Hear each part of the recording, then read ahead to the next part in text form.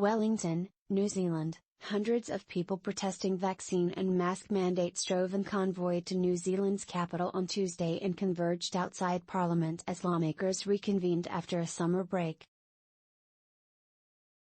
The mostly unmasked protesters had driven from around the country, and their vehicles clogged the central Wellington streets for hours as they got out to meet and speak on Parliament's forecourt.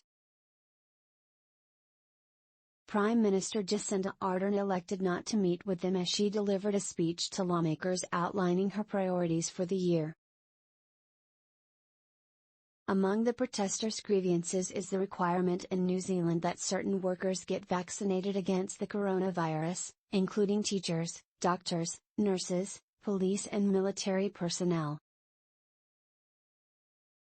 Many protesters also oppose mask mandates, such as those in stores and among children over about age 8 in school classrooms, and champion the ideal of more freedom. New Zealand was spared the worst of the pandemic after it closed its borders and implemented strict lockdowns, limiting the spread. The nation has reported just 53 virus deaths among its population of 5 million. But some have grown weary of the restrictions.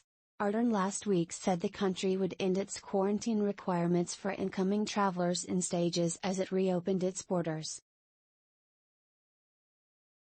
With about 77% of New Zealanders fully vaccinated, Ardern has also promised she won't impose more lockdowns.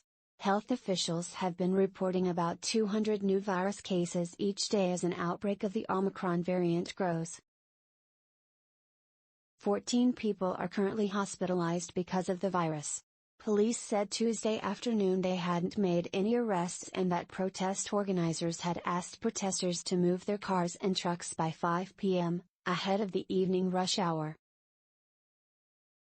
Wellington Council officials had earlier indicated they were reluctant to issue tickets or order motorists to move, saying on social media, "We must consider the safety of our staff and do not want to put them in harm's way."